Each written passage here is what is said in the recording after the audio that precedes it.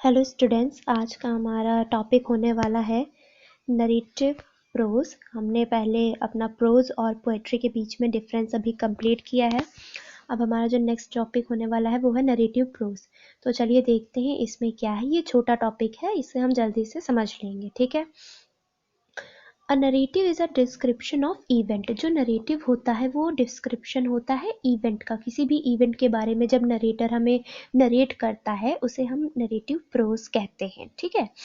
It में deal with external और internal events, या ये तो या एक्सटर्नल इवेंट्स के बारे में बात करेगा या इंटरनल इवेंट्स के बारे में बात करेगा।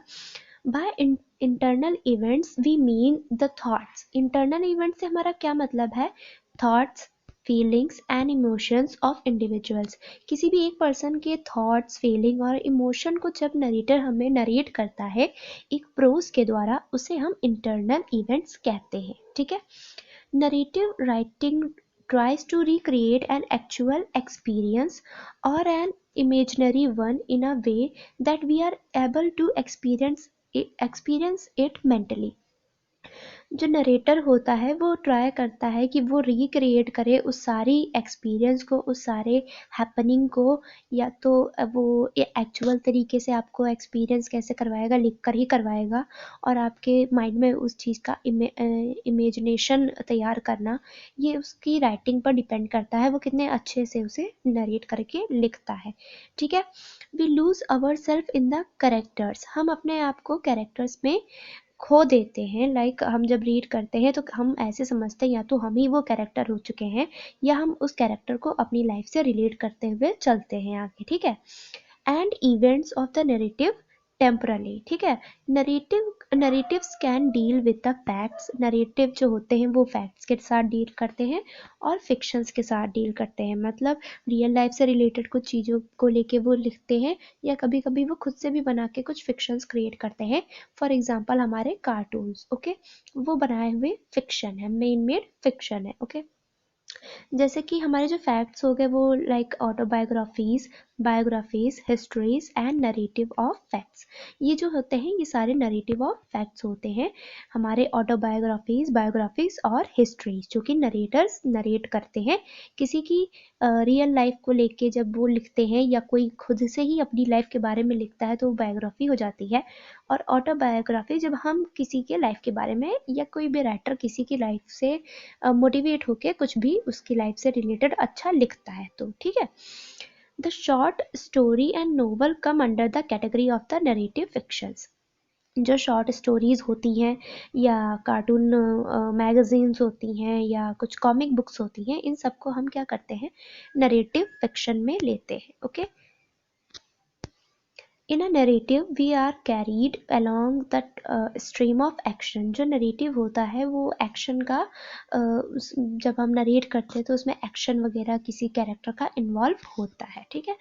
When we narrate a story, we concentrate on the sequence of event. जब भी हम नरेट करते हैं किसी स्टोरी को तब हम उसके इवेंट के सीक्वेंस पे ज़्यादा ध्यान देते हैं। लाइक ऐसा नहीं है कि हमने पहले कुछ और बोला और लास्ट में सीधे और बीच में उसके बाद उठा के एंडिंग डाल दी, ये नहीं होता है।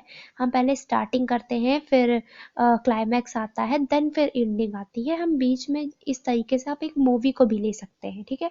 एक मूवी हमारी स्टार्टिंग पॉइंट दिखाया और सीधे लास्ट पॉइंट दिखा दिया, बीच का बाद में दिखा रहे हैं। या मूवी कुछ होती है जिसमें कुछ ज़्यादा ही सस्पेंस क्रिएट कर देते हैं और वो सस्पेंस बाद में खोलते भी नहीं है, तो वो मूवीज़ फिर हमें पसंद भी नहीं आती कि इसमें था क्या, हमें तो कुछ समझ ही नहीं आया, ठीक है।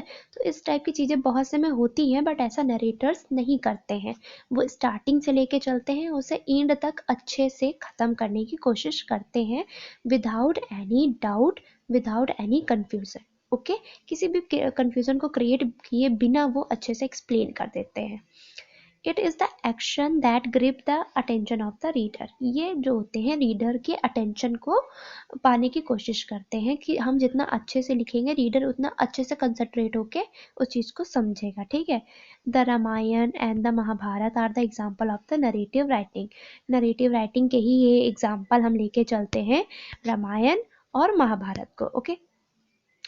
Narration is concerned with action and actors. अब देखिए एक्शन होगा तो उसे कोई करने वाला भी होगा, ठीक है। करने वाला हमारे कैरेक्टर्स होते हैं, हीरो होते हैं, हीरोइन होते हैं, और बहुत सारे हम कार्टून्स भी लेके चलते हैं, तो उसमें भी कोई ना कोई हम एक कैरेक्टर लेके चलते हैं जो कि उस चीज़ को कर रहा होता है, वहाँ पर रोल प्ले कर रहा होता है, ठीक है। तो हमारे नरेटर जो होते हैं जब भी नरेशन करते हैं, जब भी नरेट करते हैं, तो उसमें कुछ एक्टर्स कैरेक्टर्स लेके चलते हैं जो कि एक्शन को परफॉर्म कर रहे होते हैं। It may make use of description but description is secondary. वो देखिए डिस्क्रिप्शन को अपने साथ में लेके चल रहे होते हैं बट डिस्क्रिप्शन उनका सेकेंडरी सोर्स होता है। आप जैसे कि लेके ही चल सकते हैं, हम जब भी कोई बुक रीड करते हैं तो हमारा उसके जब अच्छे से हम रीड कर रहे होते हैं तो हम कैरेक्टर्स को अपने माइंड में इमेजिन कर रहे होते हैं, और जब हम उसे इमेजिन कर रहे होते हैं तो हमारे माइंड में वो कैरेक्टर्स रोल भी प्ले कर रहे होते हैं। तो डिस्क्रिप्शन जो होता है वो एक साउंड का काम कर रहा होता है, जैसे कि हमारे साथ सेम मूवीज में होता है। मूवीज में क्या होता है, हम देखने पर कंसंट्रेट ज़्यादा कर रहे होते हैं कि वहाँ पे एक्टर्स क्या कर रहे हैं, उनके एक्सप्रेशन क्या हैं, और साथ में हम उसके साउंड को सुन रहे होते हैं। बिना साउंड के एक्शन इनकम्प्लीट है, बिना एक्शन के साउंड इनकम्प्लीट है। ओके, साउंड हम सुन लेंगे बट विदाउट एक्शन उसका वो मज़ा नहीं आएगा। ये दोनों का कॉम्बिनेशन साथ ही में अच्छा लगता है, ठीक है। तो action characters and settings are the elements that are woven into a pattern to make the narrative interesting। तो इसमें ये बोला गया है कि एक्शन कैरेक्टर्स और सेटिंग ये सारे जो हैं एक इम्पॉर्टेंट एलिमेंट हैं जो कि एक पैटर्न में बनाया गया है, ठीक है। अगर इनमें से एक भी कम होगा ना तो नरेटिव इंटरेस्टिंग नहीं रह जाएगा। नरेट मतलब एक स्टोरी हमारी या कुछ भी हमारा ऑटोबायोग्राफी है, बायोग्राफी है, हिस्ट्री है या कुछ भी है, अगर हमारे पास एक्शन कैरेक्टर्स या सेटिंग्स की, सेटिंग मतलब राइट प्लेस पे जो भी हुआ है उसी चीज़ को करना, उसके अलावा कुछ और भी लगा दिया, लाइक मैंने जैसे अभी पहले एग्जांपल दिया, स्टार्टिंग में एंडिंग का पार्ट आपने शो कर दिया या एंडिंग में स्टार्टिंग का पार्ट आपने शो कर दिया, या बहुत ज़्यादा ही कंफ्यूजन क्रिएट कर दी, तो फिर वो मज़ा नहीं रह जाता है अगर थोड़ी सी उसमें सिंप्लिसिटी ना हो, ठीक है। तो एक्शन कैरेक्टर और सेटिंग, इनका ये जो एलिमेंट्स हैं ये इस तरीके से पैटर्न में होने चाहिए, तभी एक नरेटर अपनी नरेशन को, अपनी स्टोरी को, अपने किसी भी प्लॉट को बहुत अच्छे से रिप्रेजेंट कर पाएगा। ओके, इसी तरीके से यहाँ पे रुडियार्ड किपलिंग मेंशन करते हैं the ingredient of narrative in the following words. Narration के काफ़ी सारे वर्ड्स हैं, काफ़ी सारे टाइप्स हैं जो कि रुडियार्ड किपलिंग अपने में बताते हैं। I keep 6 honest serving man, मैं अपने साथ हमेशा 6 सर्विंग मैन को रखता हूँ। They taught me all I knew, वो हमेशा मुझे वो बताते हैं जो मैं जानना चाहता हूँ। देयर नेम आर, उनके नेम ये हैं, what and why and when and how and where and who. ये कुछ चीज़ें हैं जो वो अपने नरेशन में हमेशा प्लॉट करके रखते हैं, जैसे कि वो चीज़ क्या है, क्यों है, कब है, कैसे है, कहाँ है, कौन है। अगर ये इन चीज़ों पे एक नरेटर वर्क नहीं करेगा कि वो चीज़ जिस चीज़ की स्टोरी लेके चले तो उसका मॉरल क्या है और वो मॉरल क्यों है और वो मॉरल जो है वो किस वजह से आया, तो वो चीज़ें कब कब हुई जो कि वो मॉरल निकल के आ रहा है, ठीक है। वो मॉरल कैसे आया, स्टोरी क्या थी उसकी जो मॉरल वो आया, ठीक है, उसका सेंस क्या बना, और चीज़ें कहाँ कहाँ हुई, उन चीज़ों का उस मॉरल का कहाँ कहाँ यूज़ हो सकता है, हम अपनी लाइफ से कहाँ रिलेट कर सकते हैं, और उस मॉरल के अंदर जो हमारे कैरेक्टर्स थे वो कौन कौन थे।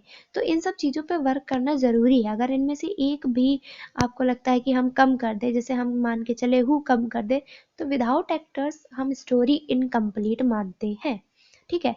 कब हुआ, कहाँ हुआ, कैसे हुआ, ये सब अगर इसमें से कोई एक भी कम हो जाएगा तो स्टोरी हमारी इनकम्प्लीट रह जाती है, ठीक है। जैसे कि यहाँ पे बोला गया है what happen, why does it happen, when does it happen, how does it happen, where does it happen and to whom does it happen. किसके द्वारा किया गया, कब किया गया, कैसे किया गया, कहाँ किया गया और किसके द्वारा किया गया, ये सारे एक नरेटर को पॉइंट्स हमेशा याद रखने चाहिए जब वो कोई स्टोरी राइटिंग या कोई भी राइटिंग कर रहा हो किसी भी चीज़ से रिलेटेड, वो फिर चाहे ऑटोबायोग्राफी हो, अगर हम ऑटोबायोग्राफी लिख रहे हैं या बायोग्राफी लिख रहे हैं तो हमें ये पॉइंट याद होने चाहिए कि उसकी स्टोरी में कब क्या क्या हुआ था, उसने कब स्टैंड लिया, उस स्टैंड से क्या यूज रिजल्ट आया, उस रिजल्ट से क्या मॉरल निकल के आया और उस मॉरल से हम लोगों को क्या मोटिव प्रोवाइड करा सकते हैं। ठीक है, ये सब इससे निकल के आता है। All these questions are answered satisfactorily in a narrative. Narrative में हमारे ये सारे आंसर्स को देना ज़रूरी है ताकि वो चीज़ें एक रीडर के लिए सिंपल हो सके, सिंपल बन सके, ताकि वो अच्छे से चीज़ों को पढ़ सके। Okay, what make a narrative interesting is not just what it is said but way it is said. okay, ये नरेटिव इस वजह से इंटरेस्टिंग नहीं होता है कि आपने क्या लिखा है, इससे नरेशन कभी भी इंटरेस्टिंग नहीं होगा। आपने अगर सिंपल उठा के लिख दी स्टोरी तो वो नहीं होगा, आपने किस वे में उसे लिखा है उसकी वजह से एक नरेशन इंटरेस्टिंग बनती है। ओके, तो एक चार्ल्स डिकेन का पैसेज है जो कि काफ़ी बड़ा है, उसमें बहुत अच्छे से लिखा गया है, उसका जो वे ऑफ रिटन है वो बहुत अच्छा है, तो वो बहुत बड़ा पैसेज है, उसे हम रीड नहीं करेंगे, बट यहाँ पे एक आप एग्जांपल के तौर पे लिख सकते हैं कि the passage of Charles Dickens novel Oliver Twist 1837 में उन्होंने ये लिखी थी, पब्लिश करी थी। तो यहाँ पे काफ़ी चीज़ें आप पढ़ने को पाएंगे जो कि एक अच्छा नरेशन दिखाता है, जो कि एक अच्छे नरेटिव को शो करता है कि उन्होंने कितनी बखूबी अच्छे से लिख के चीज़ों को रिप्रेजेंट किया ताकि रीडर ने उन्हें इतना पसंद किया कि वो बेस्ट ऑफ द नॉवल निकल के आई। ओके, तो हमने रीड किया है यहाँ पे नरेटिव प्रोज, और नरेटिव प्रोज में हमने ये समझा है कि जो नरेटिव प्रोज में हमने ये समझा है कि डिस्क्रिप्शन होता है, इवेंट के बारे में बताता है, एक्सटर्नल इवेंट और इंटरनल इवेंट्स के बारे में बताता है, जैसे कि हमारे थॉट्स क्या हो गए हैं, हमारे इमोशंस क्या हैं, हमारे और फीलिंग्स क्या है, हमारे एक्सपीरियंसेस क्या है किसी से चीज़ को लेके, वो सब हम एक नरेशन में लिखते हैं। इन सब चीज़ों को, इन सब टॉपिक्स पे एक नरेशन बनती है। ओके, और फिर एक इसका दूसरा पॉइंट ये निकल के आया था हमारा कि आप क्या लिखते हैं इससे मैटर नहीं करता है, आप उसे कैसे लिखते हैं ये चीज़ मैटर करती है। ठीक है, और बाकी आप नरेशन किस चीज़ पर लिख सकते हैं, ऑटोबायोग्राफीज़ हो गई, हिस्ट्रीज हो गई, बायोग्राफीज़ हो गई, और इमेजिनेशन हो गया, फैक्ट्स हो गए, फिक्शंस हो गए, साइंस से रिलेटेड बहुत सारी चीज़ें होती हैं जो एक नरेशन, जो हम लिटरेचर पढ़ रहे हैं, जो हम इस टाइम भी पढ़ रहे हैं ना, ये भी एक नरेशन ही है, ये भी किसी के द्वारा लिखी गई नरेशन है, और आप इसे रीड करके समझ पा रहे हैं, इसका मतलब ये बहुत अच्छे से लिखी गई है और ये इतनी सिंपल वे में लिखी गई है कि आप इसे इजीली अंडरस्टैंड कर पा रहे हैं। ओके, देन आप थर्ड पॉइंट ये लिख सकते हैं कि आपको ऐसा नहीं लिखना है, कंफ्यूजन नहीं क्रिएट करनी है एक नरेशन में, सिंपल वे में, और उसका वे ऑफ एक्सप्लेनेशन बहुत अच्छा होना चाहिए। ये नहीं है कि आप एंडिंग का पार्ट स्टार्टिंग में, स्टार्टिंग का पार्ट एंडिंग में, या इतना ही सस्पेंस क्रिएट कर दिया कि आपको लास्ट में यही नहीं पता चल रहा है कि कौन क्या था, किसने क्या किया, किसका क्या रोल था, यही उसका जो है, इतना सस्पेंस क्रिएट करने में आपका मॉरल ही कहीं पे खो गया, तो वो भी चीज़ सही नहीं है नरेशन में। ओके, तो ये हमारी नरेटिव प्रोज थी जो कि डिस्क्रिप्टिव प्रोज होती है। मैंने आपको इसका समरी भी दे दी, आपको इसको समअप भी कर दिया है। आई होप आपको ये समझ में आया होगा। नेक्स्ट टॉपिक के साथ मैं फिर आऊँगी, तब तक के लिए टिल नाउ आप अपना आप ख्याल रखें, सेफ रहें। Thank you.